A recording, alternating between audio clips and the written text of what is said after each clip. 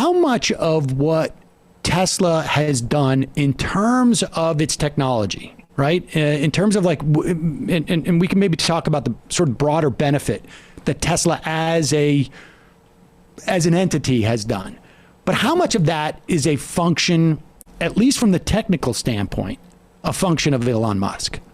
The Tesla's benefited really from Elon Musk's vision, his ability to sell the vision of electric car. The early development, that early technological breakthrough that they had came from a man named J.B. Straubel and the team he led. They developed the battery pack technology that keeps those cells. There's thousands of these fat finger-like cells in the car that make it work. That battery technology keeps the car from becoming essentially a bomb on wheels. And that was the big breakthrough. And what Elon did was he was able to fund the company. He was able to see the vision. He was able to project that vision to others. And that was really his big contribution.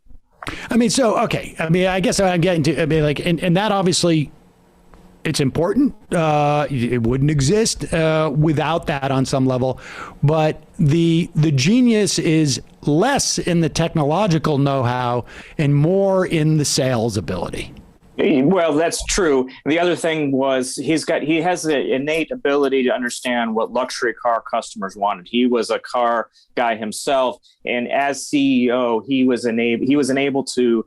enabled his team to do the Model S, which was really the big breakthrough car, and that was seen as the best car that just happened to be an electric vehicle, and he was able to bring that to the market. So it was the combination of taking that battery technology and bringing it to the road, but also packaging it in a way that the customer didn't feel like they were compromising. And that was really where the traditional automakers had struggled for years when they talked about zero-emission vehicles. There was always so many compromises, and Elon just did not believe in that. He held the team to a level where this was going to be the best car, and oh, by the way, it's electric.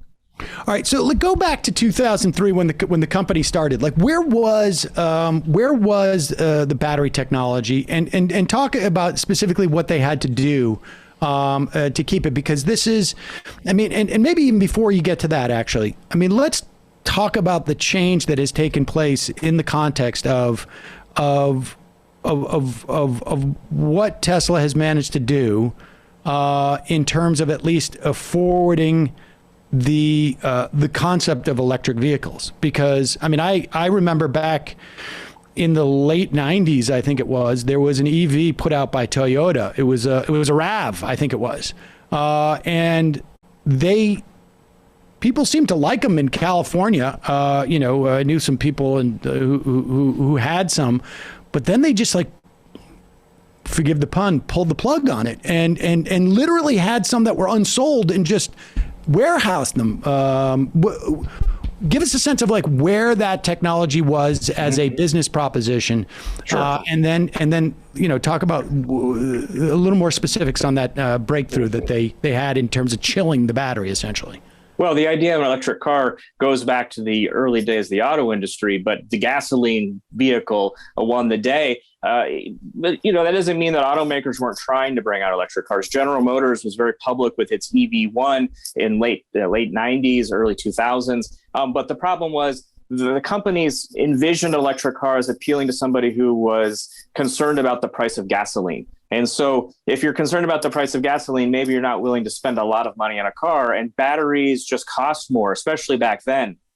And so there was this trade-off between performance and things in the car. And essentially what they would come out with was a car that, while it'd be battery powered, it just wasn't very exciting as a car. Whereas Tesla, the idea, one of the co-founders, Martin Eberhard, his vision, he was a middle-aged guy, between kind of figuring out his career, going through a divorce, and what's the best recipe for middle age? Well, a sports car. But he was concerned about the environment, concerned about foreign oil. And so he thought, well, why can't I get an electric sports car that's cool, that looks like a Porsche 911, but has an electric vehicle? But he couldn't find one. And that put him on the path to trying to think about how to bring that to the market. The idea with Tesla being founded was start at the high end, start with a sports car. The people who buy high-end sports cars can be, they're willing to pay a lot of money Maybe they're not making the decision based upon practicality. They might be willing to overlook some things, but as long as it was cool and had performance,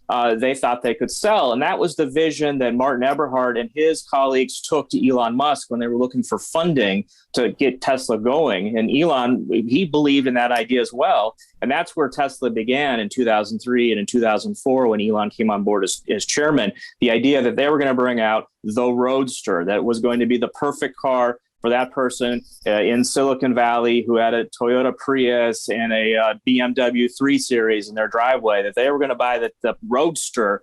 And that was going to show that an electric car could be more than just a golf cart.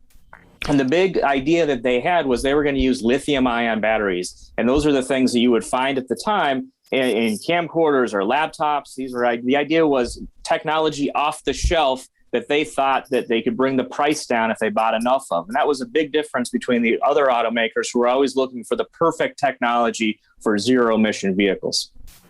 And I got to say, like, I remember listening to Rush Limbaugh, mock Priuses, and they go on the highway and they get run off and this and that. And I think like the Tesla at that time changed that mentality and made it much harder to just sort of knock the idea of a battery powered car. All right. So with that said, isn't it like, and then we have a series of sort of like promises that come from Tesla that really, it seems to me, were never delivered. Like it seems to me, and you'd have a better sense of this, that Tesla was a company for a certain period of time. And from a societal perspective, and with the help of society, right? I mean, there was a lot of government subsidies involved in this too, right? Indirectly, yeah. Absolutely. The government helped with loans and with credits that help people make it more affordable. And then credits, there are energy credits out there that other automakers tend to buy from Tesla, which have helped Tesla over the years. So yes, they've benefited from governments trying to push people toward electric vehicles. And then we have like a whole series of promises from the company. And as a lot of those people you write, have basically left the company that were there, who were crucial, were fired by Musk because he's got some other issues. It feels like they've left. And, things like self-driving cars, like that to me seems like we don't seem terribly close to the self-driving car, at least as expressed by Tesla and Elon Musk, at least for it to be safe, right? Well, that's the challenge of self-driving, is that I think you go back 5 years ago and all the experts and engineers working on self-driving thought that they were 99% there and it would just be just a little bit more and they could do it. The problem is that last 99.99, that one, you go down that road and that's the challenge. Being perfect or being close to perfect or being better than humans is very difficult. But you're hitting on this thing that's very important to the history of Tesla and why it's been able to do what it's been able to do. And then Elon has been able to sell customers and, more importantly, investors on the idea of what the future of cars are. First, it was electric. And then as time went on, as the state of the art grew, then it was fully self-driving. And the challenge for Tesla has been that at a certain point, Tesla was able to kind of achieve many of the things he was selling. But in 2016, there was really what people describe internally as a culture change, where Elon was making comments and claims about the abilities that we haven't seen and going further than some people were comfortable with. And that was his claims about self-driving technology. What they have is autopilot. Autopilot is a driver assistance feature. Think of it as like a super cruise control. It is not able to, you are not able to get in the car and take a nap and let the car drive you home. And some people think the car can do more than what it can really do. And that has raised concerns among safety advocates and experts that Tesla is pushing it a little too far.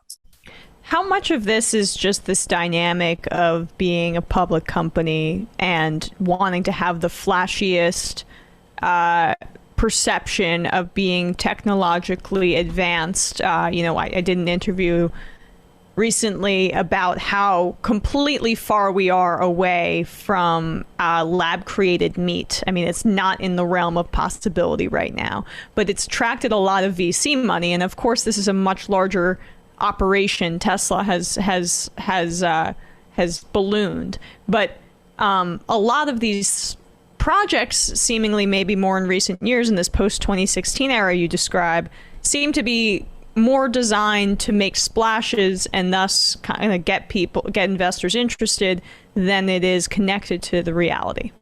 I mean, clearly Tesla has benefited from Elon's ability to sell that future we were talking about. It is a stock. It is a growth stock. The challenge that creates is it has to be growing, or it has to be kind of reaching towards that future. But you look at the valuation now of the company, the world's most valuable automaker, by a huge amount, and longtime observers and financial experts kind of scratch their head, because it essentially, at a certain point, the market was saying, well, yes, Tesla was correct. The future of cars is electric. But then at a certain point, the valuation would suggest that not only is the future electric, but Tesla is going to be basically the only automaker. And it's not going to be the case. And so then you have to tear it apart, some of those numbers, and clearly people are betting that Tesla is going to win on self-driving, that it's going to be more than just a car company, that there's going to be the energy component, that it's going to have robot taxis and these things. And that's the challenge that Tesla has. And it's rooted in the fact that it costs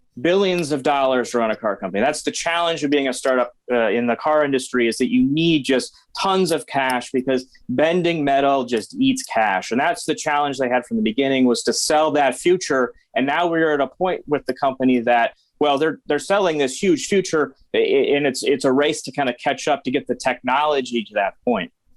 I mean, it seems to me, because we have, and he's, Elon Musk, and I don't know if it's Tesla necessarily, although to a certain extent, some of it is.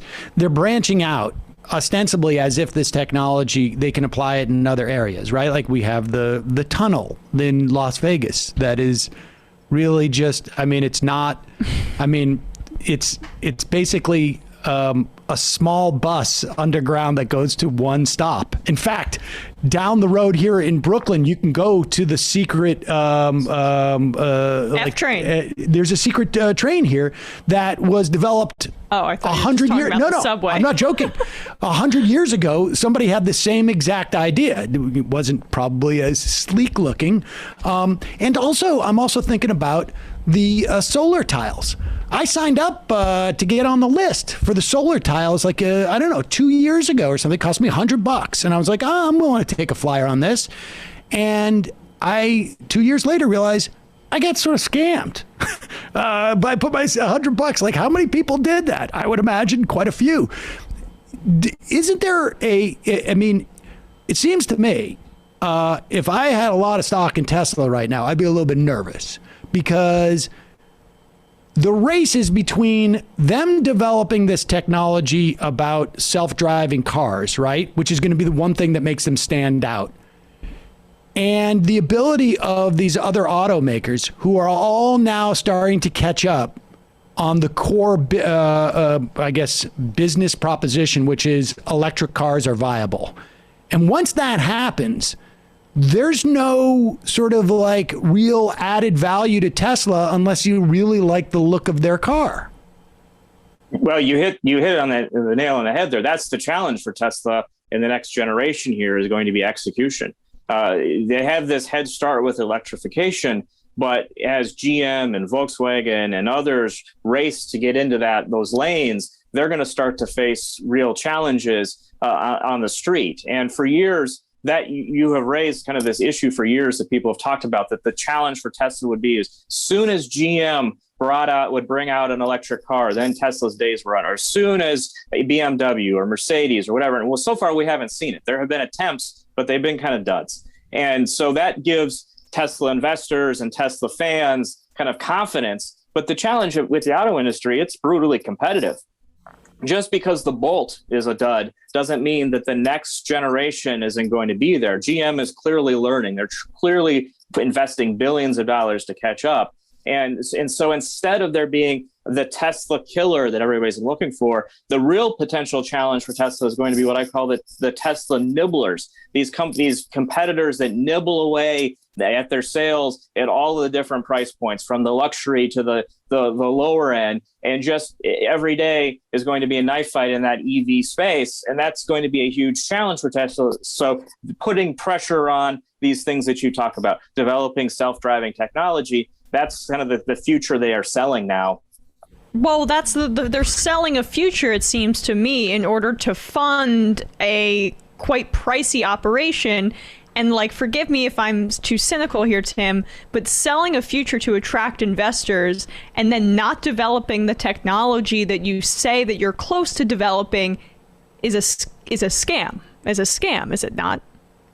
A lot of people want to always ask me, what's the difference between Theranos and Tesla? Well, right. The big difference is that you can go buy the Model 3. I have ridden in the Model 3. The Model 3 is helping generate record profits for the company. Just this previous quarter, more than $1 billion in profit. And not just because of those energy credits we talked about, not just because of government help, right? They have finally figured out how to make money off of these cars, which is a huge breakthrough, right? So on one hand, you're right. They are selling technology that they haven't yet developed, and that can be questionable and troubling and risky. But on the other hand, they do have some products. They do have a fleet of cars that they are building and putting into people's hands. And so what you have with Tesla is kind of a mix mash of things. You've got a traditional car company, but you also have what you would in some ways consider a startup, almost. Companies that are selling what they hope to be doing.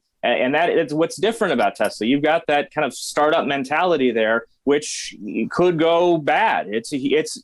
Tesla is definitely a risk, right? They have risks. When do you stop being a startup? Like, when do you when your valuation hits wherever they're at? When you're publicly traded? When you've been on the market for years and years? When do you move past the startup mentality and that kind of self-identification? That's a good question. I kind of think of them as teenagers. It's a teenage company. You know, they haven't quite become adult, but they're clearly still learning some of those kind of corporate lessons that you need to be if you're going to span generations. But one of the benefits they have is they do have that entrepreneurial kind of in the trenches mentality that they're going to try to eke it out every quarter, and that it has helped them so far. Peter Pan syndrome. Well, I mean, I have a teenager, and I can tell you, they don't always tell the truth. Folks, there's more of what you've just saw where that came from. That's if you hit the subscribe and like button. Thank you. Really, thank you.